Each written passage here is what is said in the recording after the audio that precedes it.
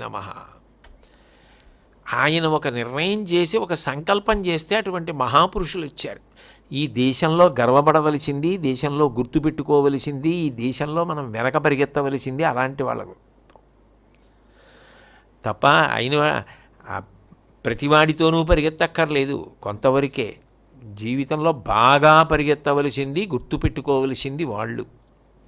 కాబట్టి అంత గొప్పగా ఆయన నిర్ణయాలు చేశారు. అట్లాగే అసలు పేరు పెట్టడంలో గొప్పతనం.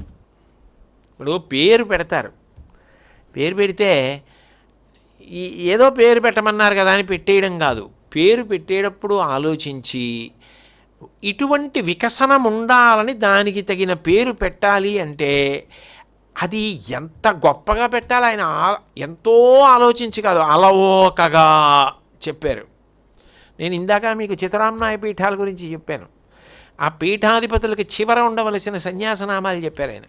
ఆ నామాలు ఆయన ఎందుకు చెప్పారో తెలుసా? తీర్థ అని ఉందనుకోండి, దాని అర్థం ఏమిటంటే తీర్థముల యందు గొప్ప తీర్థం ఇది అంటే త్రివేణీ సంగమం.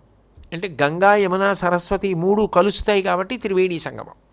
అటువంటి త్రివేణీ సంగమ తీర్థం ఎలా ఉంటుందో అట్లా తత్వమసి మహావాక్యమును విచారణ చేసి తానైపోయిన మహాపురుషులు.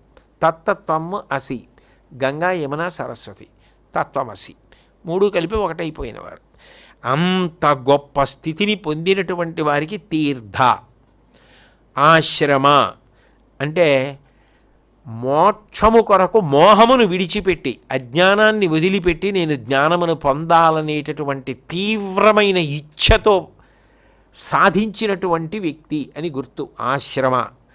వన అంటే ఆశాపాశములన్నీ విడిచిపెట్టేసి నాకు అరణ్యం ఒకటే, వినం భువనం అంటారే మూకశంకర్లు, అలా నాకు అరణ్యం ఒకటే, భవనం ఒకటే అని వనమునందు ఉండి ప్రశాంతత పొందగలిగినటువంటి వాడు.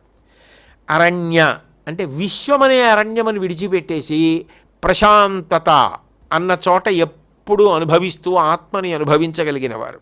గిరి అంటే కొండ. అచంచల బుద్ధిమంతుడు, పర్వతాన్ని ఎలా కదపలేమో అటువంటి బుద్ధి కలిగినటువంటి వారు. నిత్య భగవద్గీత పారాయణ తత్పరుడై ఉండాలి నియమం. పర్వత పరిపక్వ జ్ఞానంతో ఎప్పుడు పర్వత సానువుల యందు నివసించి ఉండేటటువంటి వ్యక్తి.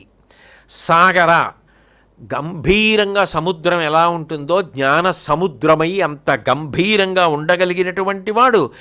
జ్ఞానరత్నమును తన యందు దాచుకున్నవాడు, శాస్త్ర మర్యాద దాటనివాడు అని గుర్తు. సాగర అంటే సరస్వతి వేదాంతములను అర్థముతో సహా పరిపూర్ణముగా ఎరిగి సరస్వతీ కటాక్షంతో కవిత్వం కూడా చేయగలిగినవాడు, ప్రబోధం చేయగలిగినవాడు.